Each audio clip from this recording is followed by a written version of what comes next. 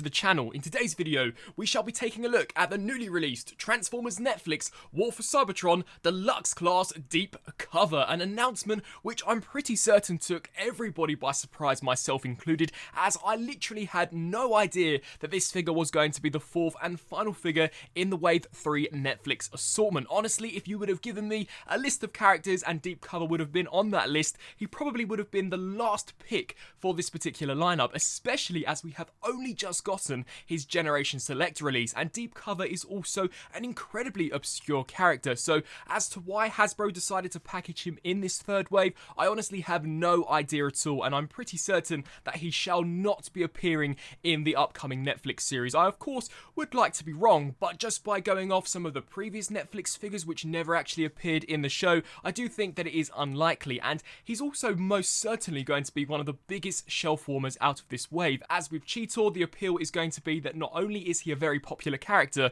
but his colour scheme is incredibly accurate to his original Beast Wars appearance, and Sparkless Bot and the DCS Army Drone, whilst two are slightly obscure characters, their colorizations are fantastic. They are some of the best repaints to come out of this line so far, and I also think that for those who are hardcore collectors, they are going to be army building them like no one's business. So Deep Cover unfortunately has got the shorter end of the stick here, and to be completely honest with you, if Hasbro were once again going to be re-releasing this Siege Sideswipe mold, I would have loved to have seen it done in that Sparkless Bot colour deco, as I really think it would have looked incredible. But nevertheless, taking a look here at the figure that I of course have in front of me, this has got to be at least like the 1000th repaint of this particular mold. How many times are Hasbro going to keep giving us this particular figure? Siege Sideswipe has no doubt earned an absolute gold mine for Hasbro, as I literally have in my collection, I'd say about 10 different variations of this figure. It's a great mold, but another reason why I believe that perhaps he is in this line is that there are rumours of an upcoming Earth mode version of Sideswipe, so this could potentially be the last time we are ever actually going to be seeing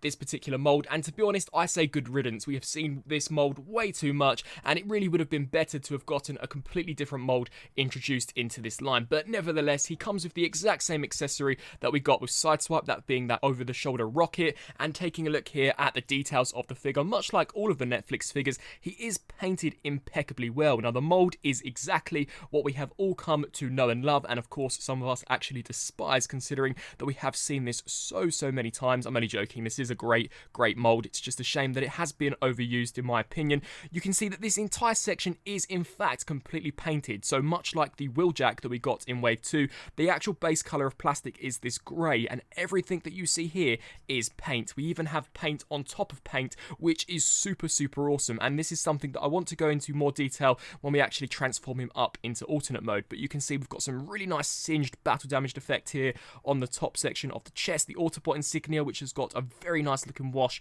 applied over the top. The head, I'll be honest and say, looks a little too clean for my liking. It would have been great if we could have got some rust or some silver damage there to the side of the crest, but everything has come out really nice and crisp there for the face sculpt. As we take a look here towards the arms, these once again are a complete grey piece, which have been so nicely painted in this very awesome looking blue. And of course we've got the cracked windscreen, which we'll go into more detail when we take a look at him in alternate mode. You can see here for the shins, it's very similar to Siege Sideswipe himself with this Silver Siege Netflix battle damage, and the feet are merely just plain. I maybe would have liked to have seen some scuffage here to these, but nevertheless, as far as articulation is concerned, Deep Cover does have a ball joint here at the head, which can rotate left to right, as well as look up and down and tilt side to side. Full rotation here at the shoulders, out to the sides, full rotation at the bicep, 90-degree bend there at the elbow, full rotation at the waist, legs kick forwards that far, back that far, out to the sides, rotation at the thigh, 90-degree bend there at the knee, and then finally, of course, the signature War for Cybertron trilogy ankle rocker pivot. So definitely a really nice looking figure, and is very well articulated. It's just a character that, to be honest with you, I don't really care all that much about, as he is very obscure, and I would have loved to have gotten this particular mold in that Sparkless Bot paint deco. Here for a Deep Cover size comparison, we had the Gen Select version, which I believe was released like not even a month ago, so in my opinion Hasbro have slightly shot themselves in the foot with this particular figure. Perhaps they could have delayed the Gen Select version for later down the line, and then just given us this this Netflix version for this half of the year, as when I come to think of it, I probably would have been more excited for this character if we hadn't as of yet gotten this Gen Select version.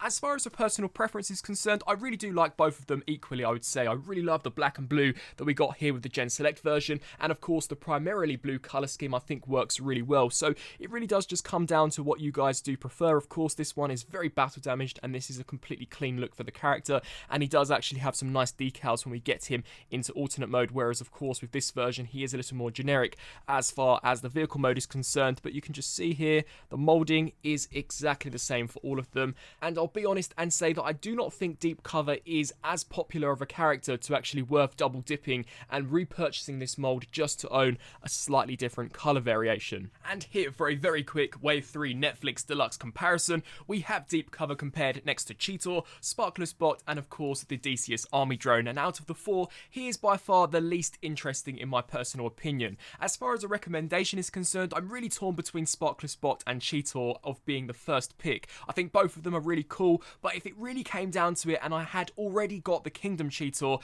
then I would probably go with Sparkless Bot. I think he's one of the best coloured decos that we've gotten out of this line so far, but then if you did miss out on the original Kingdom Cheetor, then this is a great looking repaint. The DCS Army Drone is a blink and you'll miss it character, so much like Deep Cover, he probably won't be that well known, but the Siege Ironhide mould is exceptional, and to get it repainted here in what could potentially class as an almost shattered glass repaint, I think many collectors will in fact be picking this up. You may also notice that, as mentioned in the Netflix Cheetor review, this wave only is comprised of 4 figures than as opposed to 5 like we have seen from Wave 1 and 2, and this is really where I wish Hasbro had actually packaged in some type of builder figure such as Transmutate, as it would have ultimately resulted in this wave actually having 5 figures for the deluxe assortment, and I think it would have been a really nice inclusion to actually finally get a proper builder figure in the Generations line. Turning to Deep Cover's transformation, quite honestly I could probably do this with my eyes closed, so you just want to hinge all of this out, fold the wrists in, fold this down, fold this plate in, we can then bend here at the elbow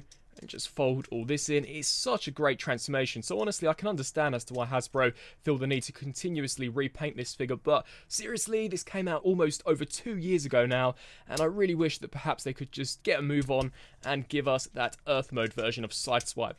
Just compress all this, compress this, and of course, here we have Deep Cover from the Netflix series fully transformed. And now we can talk more about this particular paint app.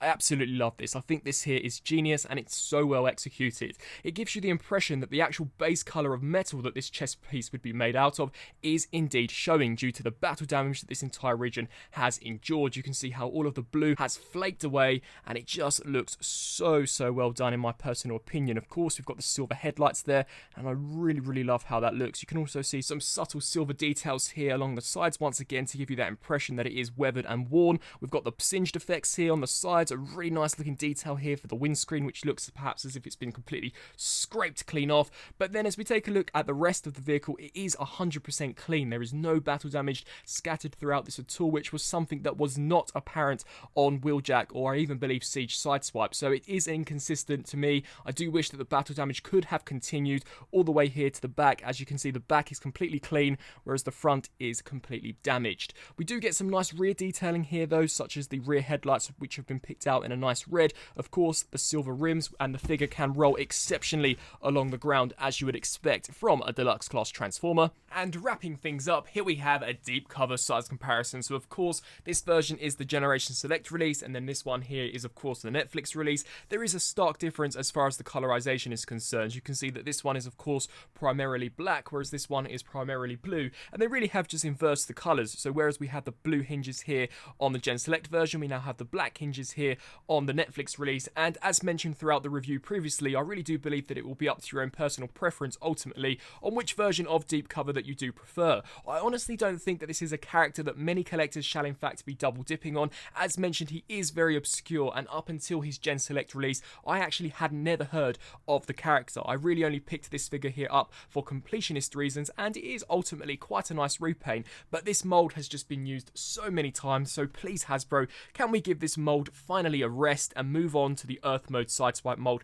which we all know that they have had for ages. I'm almost certain that they've had an Earth Mode Sideswipe in the works since the end of Siege, perhaps even when the Earthrise line did debut. But that just about wraps it up for now for these Wave 3 Netflix reviews. Of course, I shall be reviewing the Voyagers, the Sparkless Seeker, as well as Optimus Primal and Rat Trap, and of course that Megatron and Chris Deluxe spoiler pack that I believe is coming out towards the later half of this year. So be sure to smash that subscribe button so that you guys can be the first to find out as soon as I upload a new review. I would love to know down in the comment section below on what you guys think of this particular deep cover figure, and what did you think of Wave 3 Netflix Deluxe in general. Are there any figures that particularly stand out to you? As mentioned, I really did love that Sparkler Spot repaint. I thought that it was a fantastic looking colour scheme, and I would have loved to have gotten it here in the Sideswipe mould. I thank you all for watching, and until my next review, I'll see you then.